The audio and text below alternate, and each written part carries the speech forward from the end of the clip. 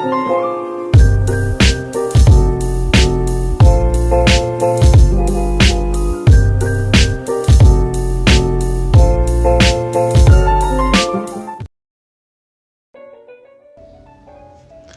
hari gue nraktir temen gue di rumah makan Padang. Jadi karena momen itu kayak momen terakhir kami gitu sama-sama, jadi itu dalam rangka perpisahan, jadi gue maksakan untuk bisa nraktir dia. Walaupun duit gue pas-pasan. Ternyata waktu gue traktir di rumah makan Padang, ternyata dia nggak tahu diri juga. Dia nambah nasi, nambah kerupuk, nambah minum. Sedangkan gue sendiri itu cuma makan telur dadar dan minum air putih hangat.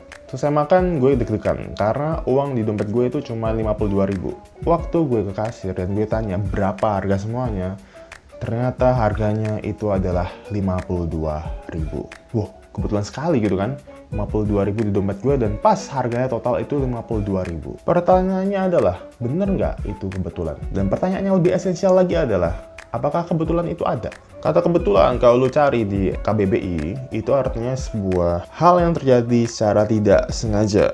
Jadi lu kalau jalan terus ketemu temen lu, nggak lu rencanain, lu bisa bilang, wah kebetulan kita ketemuan di sini.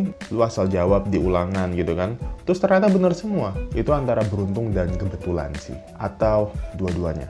Jadi kali ini gue akan membicarakan mengenai kebetulan, karena juga ada sebuah tesis yang mengatakan bahwa dunia ini, alam semesta ini terjadi karena sebuah kebetulan.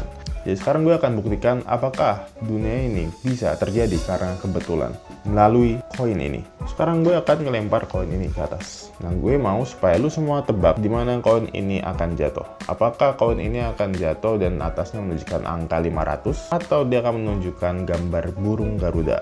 Oke? Lihat ini, gambarnya apa?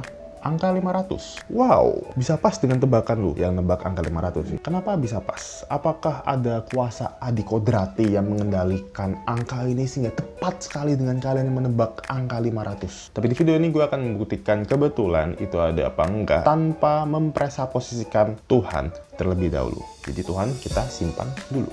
Lalu kembali ke pertanyaan tadi. Kenapa bisa buat kalian nebak angka 500 itu pas sekali jatuh di tangan gue, itu pas di atasnya adalah angka 500. Jadi ada yang disebut sebagai faktor atau variabel. Variabel itulah yang menentukan hasil dari penelitian kita. Dan hal itu juga yang terjadi ketika gue melempar koin ini ke atas. Banyak variabel-variabel yang menentukan ketika gue lempar koin ini ke atas. Sebagai contoh, bagaimana awal gue taruh koin itu di jempol gue, antara itu angkanya di atas atau burung garudanya yang ada di atas. Setelah itu kekuatan yang gue pakai untuk melempar koin ini ke atas, banyaknya putaran ketika berada di udara, atau mungkin udara ataupun angin yang ada di atas ketika koin ini berada di atas.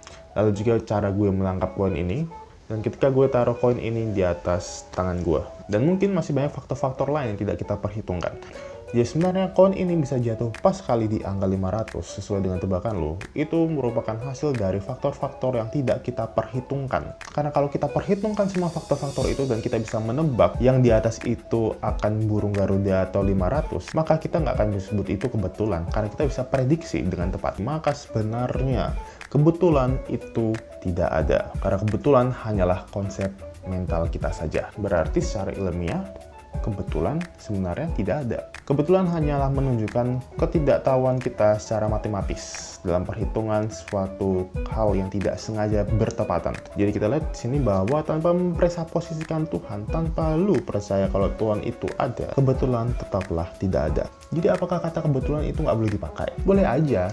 Karena kata kebetulan adalah sebuah ekspresi yang menunjukkan keterkejutan kita ketika melihat ada hal yang bertepatan tanpa sengaja terjadi. Tapi ada hal yang salah jika kita mengatakan bahwa dunia ini terjadi karena kebetulan. Kenapa bisa salah? Gue buktikan. Seperti yang gue bilang tadi bahwa kebetulan adalah sebuah konsep mental. Sebuah konsep mental itu hanya berada di mental kita. Dari status ontologis kebetulan itu 0. Kalau kebetulan tidak memiliki status keberadaan, berarti sebenarnya kebetulan tidak ada. Sekarang bagaimana dunia terjadi dari kebetulan, padahal kebetulan itu tidak ada? Maka hal tidak logis kalau kita mengatakan bahwa dunia ini terjadi karena kebetulan. Karena kebetulan sendiri itu tidak ada. Berarti kalau lu ngomong bahwa dunia ini terjadi karena kebetulan, sama aja lu ngomong bahwa dunia ini terjadi dari kekosongan. Ingat apa yang gue katakan di video yang lalu? Ex nihilo nihil fit. Kalau nggak ada apa-apa di awal, ya nggak akan terjadi apa-apa. Maka untuk membuat dunia terjadi, maka harus ada sesuatu yang bisa membuat segala sesuatunya terjadi. And that was God. Jadi, masih berpendapat bahwa dunia ini terjadi karena kebetulan? Think about it again.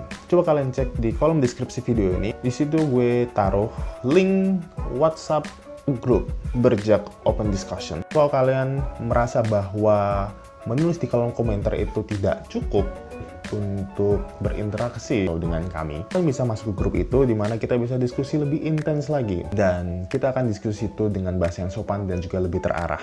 Jadi lo yang ateis, lo yang agnostik, terserah, kalian bisa masuk di situ di mana kita bisa diskusi lebih lanjut lagi. Kalau kalian suka dengan video ini, silahkan klik like dan jangan lupa share supaya bisa ditonton teman-teman yang lain.